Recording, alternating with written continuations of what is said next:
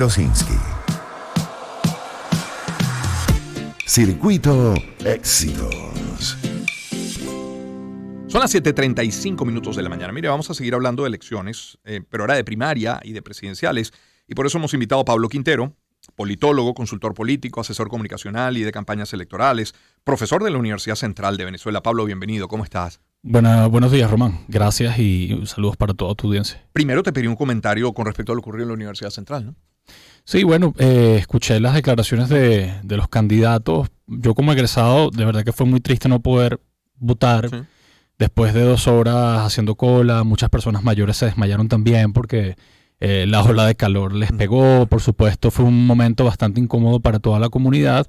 Y bueno, esto nos debe llamar a la reflexión de todas las cosas que hay que aprender. Los procesos electorales no se llaman procesos electorales precisamente porque requieren organización, requieren coordinación, requieren logística, prevención de escenarios, de riesgo. Yo creo que la Comisión Electoral, y es mi crítica al respecto, para no hacer leña del árbol caído ya, simplemente a modo de sugerencia y recomendación, tiene que evaluar todos los escenarios posibles, teniendo en cuenta también que la comunidad UCEBista es una comunidad bastante demandante y suele siempre improvisar, suele siempre de alguna manera estos procesos trabajarse sobre la improvisación o el ya veremos. Entonces yo creo que esto tiene que llamarnos a la reflexión. Esperemos, Román, que la misma cantidad de personas que estaban el viernes en la universidad asistan a la próxima convocatoria, porque estamos hablando de muchísima gente. Eso es algo positivo. Eso es algo que me llena de mucha alegría, entrar a la universidad el día viernes y ver tantos carros, tantas personas de todas las edades animadas a votar y a participar. Le preguntaba al doctor Amalio Belmonte muy temprano, antes de las 7, si se puede hacer paralelismo o analogía, si se puede utilizar con fines políticos lo que haya ocurrido de cara a la primaria o las presidenciales, Pablo. No, considero que, mira, la elección universitaria es una elección local con unas características distintas. Ahí no hay plan república empezando por allí. Ahí hay una comisión conformada por civiles, por profesores de larga trayectoria, académicos. Por supuesto, esa elección tiene una naturaleza totalmente distinta. En el caso de los puntos quizás que podemos encontrar en común es que, bueno, por supuesto la gente vota por el profesor o el candidato con el que más se identifica, el que tenga una propuesta electoral, el que genere más confianza. Cada candidato tiene su plancha, tiene su equipo. Así que yo soy de los que piensan que una cosa es una elección electoral universitaria, otra es un proceso electoral nacional donde tú escoges a gobernadores, al presidente, etcétera. Claro. Pablo Quintero con nosotros. ¿Cómo es el camino transitado ya de cara a la primaria y luego a la presidencial, entendiendo que están muy estrechamente vinculados, sobre todo para la oposición? Bueno, es un camino, Román, que requiere muchísima responsabilidad y eso siempre lo hemos comentado. Es un camino que requiere que la comisión o los organizadores de estos eventos o procesos electorales entiendan que Venezuela está desinformada, desconectada, no es la universidad. Volvemos a lo mismo, la densidad poblacional es distinta.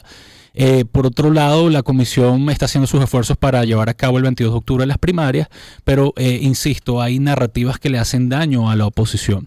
¿En qué sentido? Hay candidatos, por ejemplo, o hay organizaciones que promueven el voto manual, que es uno de los temas que está en debate. El voto manual tiene que de alguna manera revisarse porque la oposición no está en la capacidad financiera ni organizativa de establecer un voto manual o papelito por papelito, como se dice. Entonces yo creo que son puntos que están sobre la mesa. Lastimosamente hay una situación en la que también se dice que el CNE es parte del gobierno, pero es que todas las elecciones se han hecho con el CNE. No hay problema con eso. Ahí la oposición tiene que de alguna manera coordinar sus narrativas en pro a la gente y no generar más desconfianza, porque los procesos electorales, para movilizarlos, tú requieres de muchísima confianza. Sin confianza la gente no va a participar. Sobre todo cuando tienes contradicciones de un sector que dice no, con este CNE no se vota, pero después tienes otro que dice bueno, pero sí vamos a participar con el CNE porque las presidenciales van a ser con el CNE. Entonces yo creo que es un tema que hay que revisar y la oposición tiene que ahí coordinarse estratégicamente para no dar mensajes contradictorios. Fíjate que cuando te planteo lo anterior te digo, bueno, hay un estrecho vínculo entre la primaria y la presidencial, sobre todo para la oposición, que no es excluyente. También es importante la primaria para el Ejecutivo, para el gobierno. O sea, ¿tiene algún tipo de actuación? ¿Qué debemos esperar del Ejecutivo de cara a esa primaria? O al menos, ¿qué beneficio puede traer dependiendo de los resultados para el gobierno? Bueno, el Ejecutivo, ellos fueron a primarias. El PSUV ya hizo sus primarias. Por supuesto, dentro de de esa opacidad que existe en esa organización. Pero dentro de la oposición yo creo que es muy importante, Román, que existe una primaria. Hay algunos actores políticos que piensan que las primarias debilitan la confianza, generan más fricciones, pero yo creo que es parte del juego democrático que la oposición tenga la posibilidad de llevar a las presidenciales un candidato, el que tenga el mayor apoyo posible. Yo creo que esto es algo positivo. Lo que sí debe ser, diríamos, lógico y coherente es que la oposición se planifique no solamente para elevar un candidato a las primarias. Estamos hablando de que requiere muchísima organización, logística, planificación con el CNE, y esto hay que hacerse con tiempo. Hay Pablo, yo no sé si es en el imaginario de la gente o realmente que haya una idea de alguno de los candidatos principales, de los que puntean las encuestas. Bueno, a ver si llegan al final de la primaria, si terminan participando o no. Si se realiza una primaria en la que cualquiera de los 4 principales candidatos, llámese María Corina Machado, Benjamín Rauseo, sí, Enrique Capriles, agrega un cuarto a tu gusto, no participen, ¿tiene sentido esa primaria? Muy importante tu pregunta, porque la primaria pudiera, diríamos, disparar el voto opositor siempre y cuando es una primaria organizada con sentido y con propuesta. Pero el escenario, Román, apunta que van a existir candidatos que van a participar fuera de las primarias. Por supuesto, esto le hace daño a la idea de cambio político o cambio de gobierno. El sentido de todo esto es que la gente agarre un solo candidato y que este candidato seleccione un candidato y que este sea el único candidato que represente a toda la coalición opositora.